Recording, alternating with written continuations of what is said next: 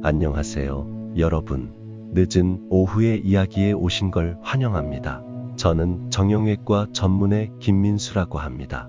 서울의 한 대학병원에서 15년 넘게 근무하며 특히 노년층 환자들의 관절과 근골격 건강을 관리해왔어요. 오늘은 제가 그동안 환자분들을 통해 얻은 소중한 경험과 연구를 바탕으로 정말 감동적인 주제를 준비했습니다. 바로 정형외과 의사가 말하는 80세에도 산을 오르는 사람들의 특징입니다. 80세에 산을 오르는 분들을 보면 나이 듦이 끝이 아니라 새로운 시작이 될 수 있다는 걸 느끼게 됩니다. 문득 떠올려 보세요. 나이 들수록 더 건강하고 활기찬 삶 가능할까요? 자, 편안히 기대 앉으시고 그 비결을 함께 탐험해 봅시다. 정형외과 의사로서 환자들을 통해 깨달은 건 80세에도 산을 오르는 건 단순히 체력의 문제가 아니라는 겁니다. 신체와 마음, 삶의 태도가 모두 어우러져야 가능한 일이죠.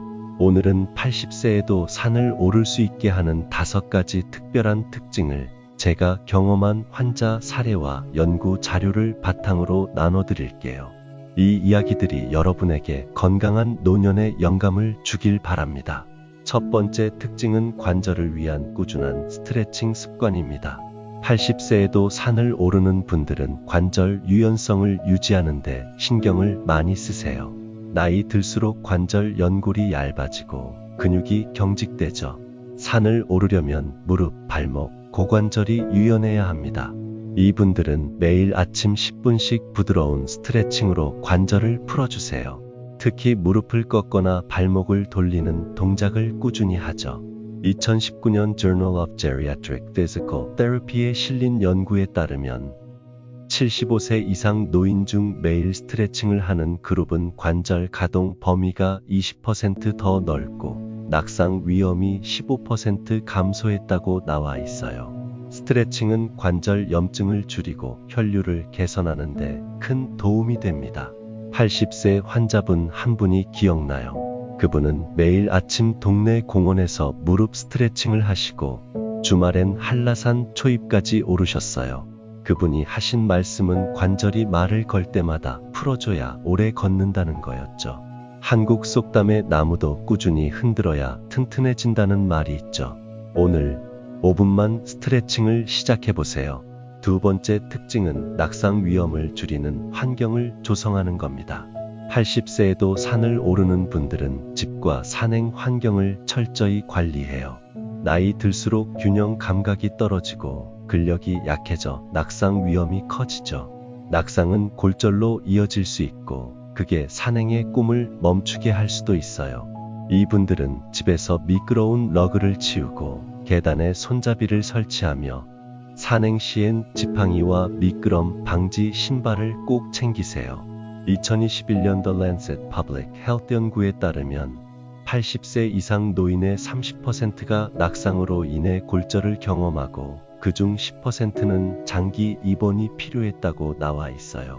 특히 대퇴골 골절은 사망률을 높이는 주요 원인 중 하나입니다. 환경 관리는 이런 위험을 크게 줄일 수 있죠. 한 82세 환자분은 산행 중 미끄러질 뻔한 뒤로 등산화와 지팡이를 철저히 준비하셨어요. 집에서도 욕실에 미끄럼 방지 매트를 깔고 야간 조명을 설치하셨죠. 그 뒤로 낙상 걱정 없이 산을 오르신다고 하시더라고요. 윌리엄 셰익스피어는 말했죠. 조심하는 자가 오래 산다. 오늘 집안을 돌아보며 위험 요소를 하나 줄여보세요. 세 번째 특징은 산행 전후의 적절한 체온 관리입니다. 80세가 넘으면 체온 조절 능력이 떨어져요. 추운 날씨에서 갑작스럽게 산행을 시작하면 근육이 경직되고 더운 날씨에서 땀을 많이 흘리면 탈수 위험이 커집니다. 이분들은 산행 전엔 따뜻한 차로 몸을 데우고 얇은 옷을 여러 겹 껴입어 체온을 조절해요. 산행 후엔 바로 따뜻한 물로 발을 씻어 혈액 순환을 돕죠. 2018년 Journal of Aging and Physical Activity에 실린 연구에 따르면 체온 조절이 어려운 노인은 산행 중 근육 경련 위험이 25% 더 높고 탈수로 인한 피로도가 30% 증가한다고 나와 있어요.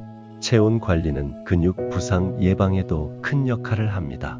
한 81세 환자분은 겨울 산행 전 항상 생강차를 드시고 얇은 방수 재킷을 여러 겹겨 입으셨어요.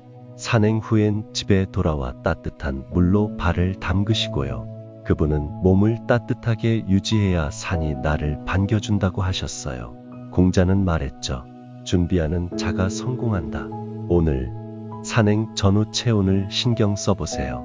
네 번째 특징은 긍정적인 산행 동기부여입니다. 80세에도 산을 오르는 분들은 단순히 운동이 아니라 삶의 기쁨을 위해 산을 오르세요. 산 정상에 오르면 세상이 다르게 보인다거나 친구들과 함께 오르면 마음이 젊어진다는 마음가짐이죠. 이런 긍정적인 동기는 스트레스를 줄이고 엔도르핀을 분비해 관절과 근육 건강에도 좋습니다. 반대로 해야 하니까라는 부담감은 오히려 몸을 경직시킵니다. 2020년 Psychology of Aging 저널에 따르면 긍정적인 동기부여를 가진 노인은 운동 지속성이 40% 더 높고 신체 통증이 20% 덜 보고되었다고 나와 있어요. 긍정적인 태도는 염증 수치를 낮추고 관절 건강에도 영향을 미칩니다. 80세 환자분 한 분은 매주 친구들과 북한산을 오르시는데 그분은 정상에 오르면 내가 살아있음을 느낀다고 하셨어요. 그 긍정적인 마음이 관절 통증도 있게 해주셨다고요. 마야 안젤루는 말했죠. 마음이 가는 곳으로 몸도 따라간다. 오늘 산행의 즐거운 이유 하나를 떠올려 보세요.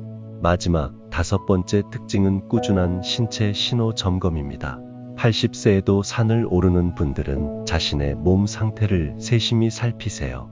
무릎이 뻐근하거나 발목이 불편한 날은 과감히 산행을 미룹니다. 산행 중에도 무리가 느껴지면 바로 멈추고 쉬죠. 나이 들수록 몸의 신호를 무시하면 관절 손상이나 골절 위험이 커져요. 이분들은 정기적으로 정형외과를 방문해 관절 상태를 체크하기도 합니다. 2017년 British Journal of Sports Medicine 연구에 따르면 80세 이상 노인의 25%가 과도한 신체 활동으로 관절 손상을 경험했다고 나와 있어요.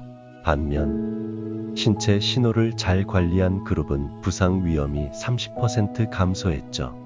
정기적인 건강 점검이 이런 위험을 줄이는데 큰 역할을 합니다. 85세 환자분 한 분은 산행 전 항상 무릎 상태를 점검하시고 통증이 있으면 그날은 가벼운 산책으로 대체하셨어요. 그분은 몸이 말할 때 들어줘야 오래 산다고 하셨죠. 정형외과 의사로서 동의하는 말이에요. 불교의 가르침에 이런 말이 있어요. 몸은 마음의 거울이다. 오늘 몸의 작은 신호에 귀 기울여 보세요. 정형외과 의사로서 15년간 환자들을 지켜보며 깨달은 80세에도 산을 오르는 사람들의 5가지 특징: 꾸준한 스트레칭, 낙상 방지 환경, 체온 관리, 긍정적 동기, 신체 신호 점검. 이분들은 단순히 오래 사는 게 아니라 건강하고 활기차게 사는 법을 보여주세요. 80세에도 산을 오르는 건 불가능해 보일 수 있지만 이 작은 습관과 태도가 그 꿈을 현실로 만듭니다. 여러분도 80세에 빛나는 삶을 꿈꾸시죠? 오늘부터 한 가지를 실천해 보세요. 관절을 풀어주고 환경을 점검하고 긍정적인 마음으로 나이 들수록 더 건강하고 더 활기찬 삶 충분히 가능합니다. 당신은 그럴 지혜와 힘을 가지고 있으니까요. 오늘도 늦은 오후의 이야기와 함께해 주셔서 감사합니다. 이 이야기가 마음에 닿았다면 좋아요와 구독 버튼 눌러주시고 여러분의 건강 이야기를 댓글로 나눠주세요. 다음에 또 만나요. 건강하고 활기찬 하루 되세요.